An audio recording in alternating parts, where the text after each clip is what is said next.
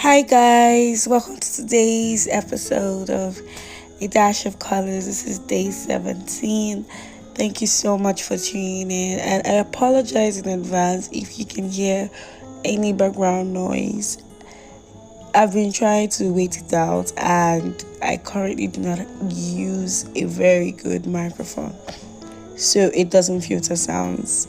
So I apologize for that, just in case you can hear anything in the background. Okay, so today I'm talking about the art of effective communication. Now, effective communication is the foundation of meaningful connections and healthy relationships. And in today's episode, I want us to talk about the importance of communication skills and share some skills or tips for improving them. And we can also discuss how better communication can lead to stronger personal and professional relationships. This will also give us real time insights and examples.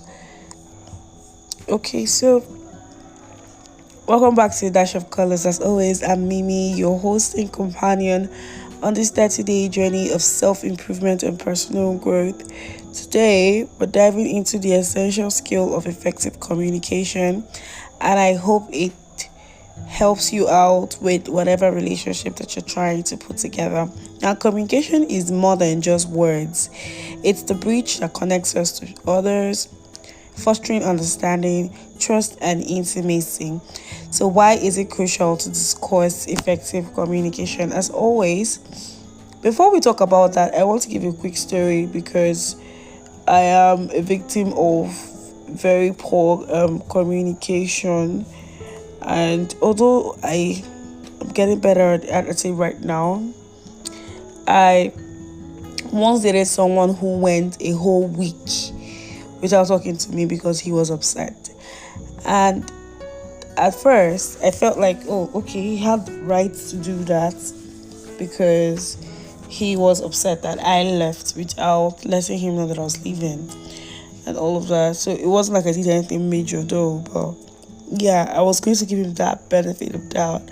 But when I eventually got out of that relationship and went through the process of healing and becoming wholesome again, I realized how bad it is for anyone to ignore someone that's important in their life for as much as 5 days.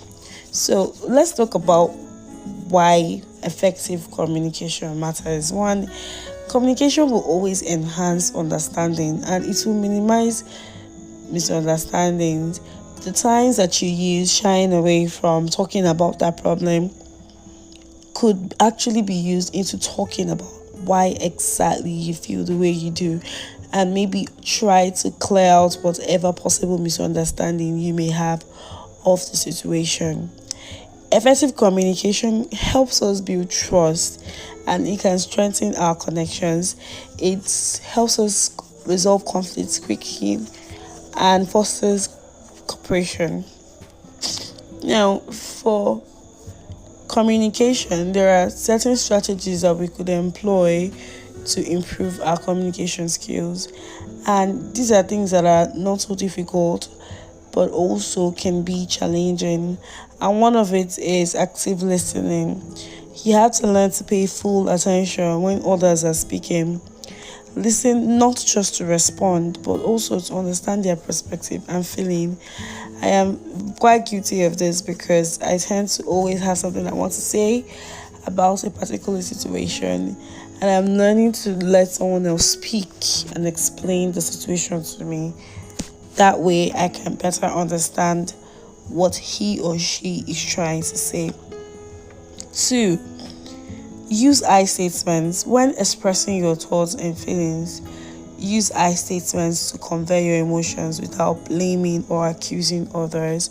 Like sometimes when someone complains to you about how you've treated them, we're so quick to say, you did this as well, you did all that as well, and all of that. It's very important to realize that we're dealing with human emotions, and people are quite sensitive when it looks like you're flipping the situation against them. So admit your wrongs when you're wronged and try to communicate in a language that does not feel like an accusation. Now, another thing is empathize. Put yourself in other people's shoes. Understand their feelings and validate their experiences. I know that sometimes we can get so caught up with our emotions and how we feel about certain things that we do not try to look at some other perspective. So if you have that option, you should definitely listen for another person's perspective before reacting to whatever way you feel about something that has happened.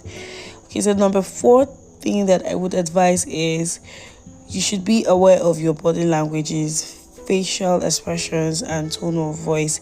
Now, there was a situation in my school once when a teacher complained that a parent had harassed her over the phone. So when I reached out to the parent and she came fighting. And she came fighting because she said that she did not harass her. And this was a phone call conversation. So I made the woman understand that most times when we're angry or when we're trying to say something, we are not at the receiving end of what we're saying. So we might not 100% tell how someone else is taking it. So you need to understand that some of the ways that we communicate wrongs, like our tone, our voice tone, our facial expressions, and even the languages that we use can often be very discouraging. So these non-verbal cues can significantly impact the message you're trying to convey at the end of the day. So pay attention to your body language when you're speaking or trying to communicate with someone or people, whether in the professional setting or even personal setting. Now, another thing that I would advise is always clarify, always ask questions. If you're thinking about something, don't hesitate to seek clarification. Ask questions. Show your commitment to understanding. Now, effective communication is a skill that can be developed and refined over time because it might take you a lot of time and even a lifetime to finally get better at it. But what is more important is that you are willing to try out methods and ways to communicate better. Now, by implementing these strategies that I mentioned, you can enhance your ability to connect and build stronger relationship with others. Before we wrap up today's episode, as always, I'm dropping a quote by Brian Tracy, and it says, "Communication is a skill that you can learn. It's like riding a bicycle or typing. If you're willing to work at it, you can rapidly improve the quality of every part of your life." That's all for today's episode of A Dash of Colors. Join me tomorrow on day 18 as we continue our 30-day self-help challenge with another exciting topic. Until then, please practice the acts of effective communication, and remember, strong relationships are built on the foundation of understanding and connection. So don't forget to subscribe to the podcast if you haven't, and turn on the notification bell so you will be the first to know when I upload a new episode. So thank you for listening. Stay positive, stay connected, and keep growing. My name is Mimi. This is A Dash of Colors, and I'll see you tomorrow.